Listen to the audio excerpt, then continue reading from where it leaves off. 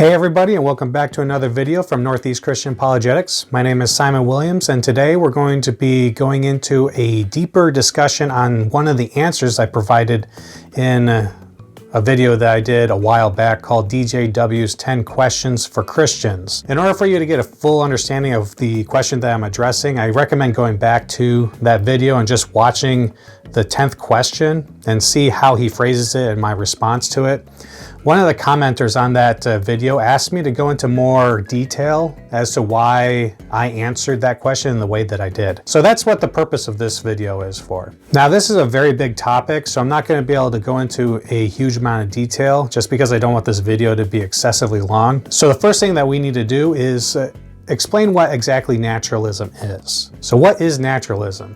And I think that the easiest way to kind of understand what naturalism is to contrast it with other worldviews. Unlike atheism, naturalism is an actual worldview. On the screen, you're going to see a circle, and this circle is just a basic representation of space-time, matter, and energy, or just energy as we find it in its different forms. And basically that is what naturalism is. Just that circle. Everything within that circle is space-time, matter, and energy. On theism, there is the same circle, but outside of that circle is some sort of deity, some sort of God. And that's what theism is all about. And we can also throw up another circle there that talks about pantheism, in which the universe is God, or you can even do polytheism, in which there's the universe, or all of the physical reality, and all these little gods spread throughout this, physical world. So that's what naturalism very roughly is.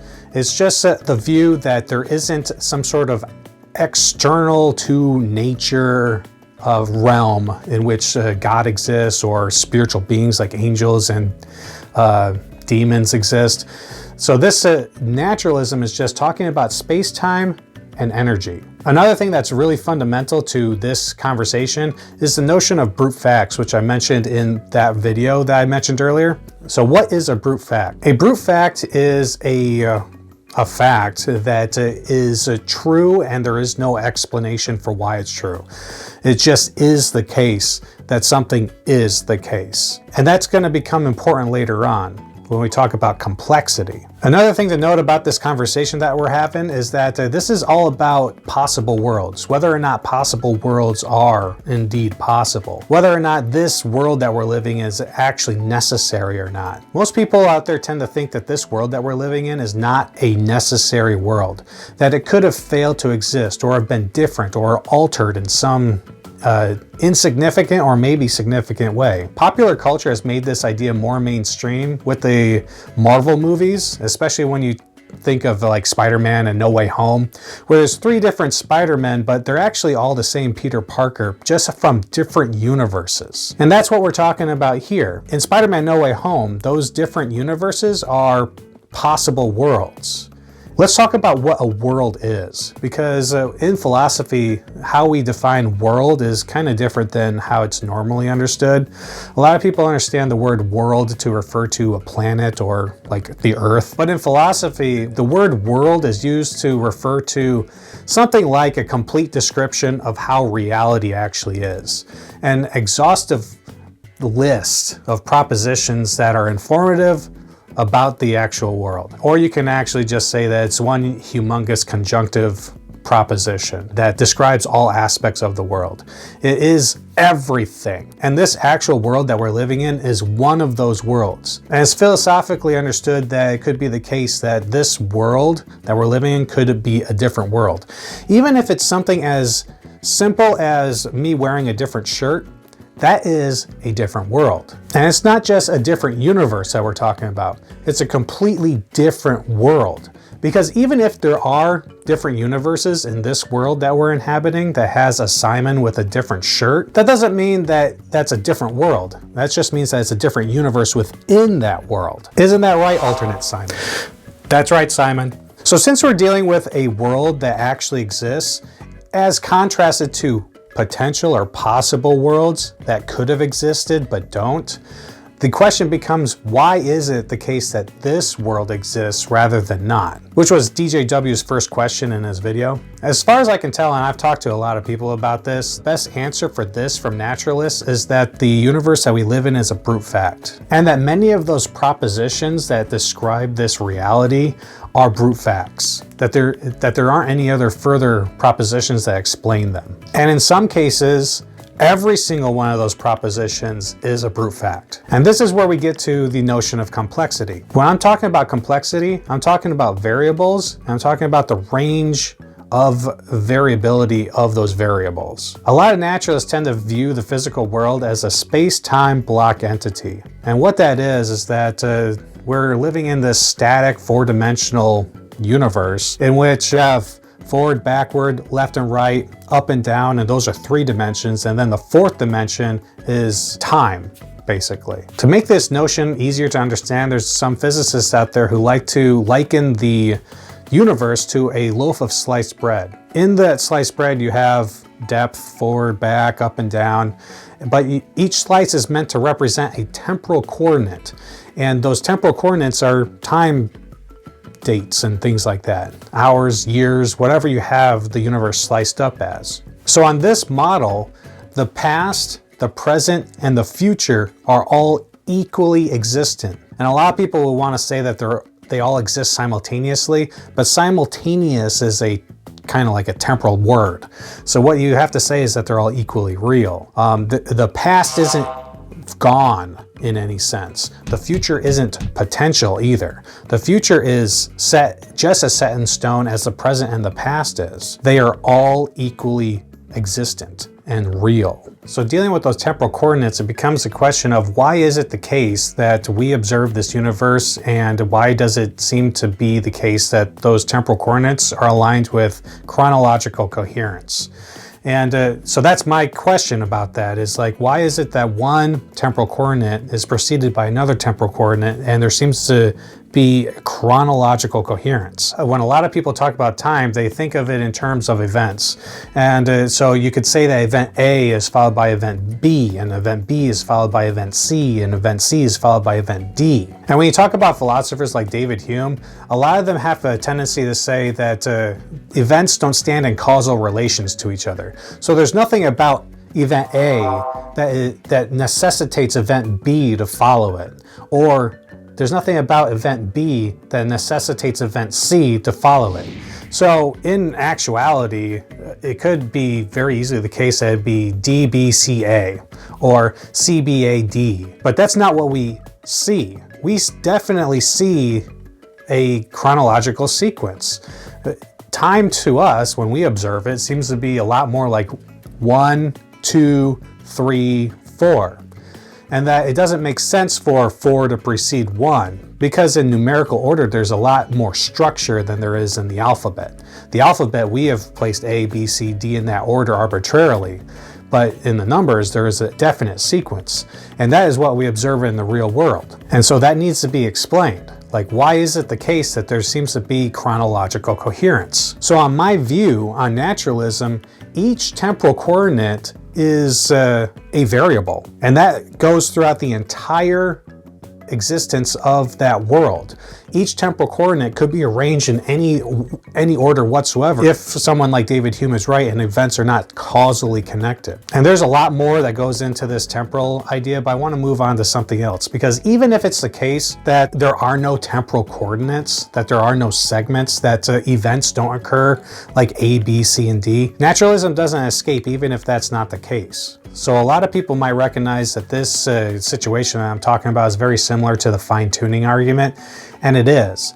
But instead of looking at a category of possible worlds, namely worlds that are capable of supporting life or in which intelligent life can inhabit, we're talking about this singular world. Why is it the case that this singular world exists rather than not? So even if it's the case that temporal coordinates must be aligned with temporal coherence, it doesn't mean that those events have to be the same in every possible world, or that even items are constituted in the same way. And we're talking about the atoms. Even if an item has all the same atoms, but they're arranged a little bit differently, or maybe two of them are just swapped, that's a completely different world. And that's another variable. The placement of all the atoms in every item in the universe is a variable. And it's a near infinite number of possibilities for that, for each individual atom. So this is how extreme that we're talking about here. This is how crazy, on my view, naturalism is. And it seems to me that the placement of all the particles and everything would actually be a brute fact. Because on this model, this world is a static, brute fact. It's just a whole entity. You can't say that this atom is in this place because of an earlier situation, because that earlier situation is just as real as the present situation, and the future situation of the atom is just as real as the present. So each temporal coordinate has a full description of how it's constituted, and that is a huge conjunctive brute fact. And each piece of that conjunctive brute fact is a variable. Maybe to make this a little easier, we can take a look at the simple sentence, jump around. Jump up, and get down. Not now, alternate Simon. Sorry.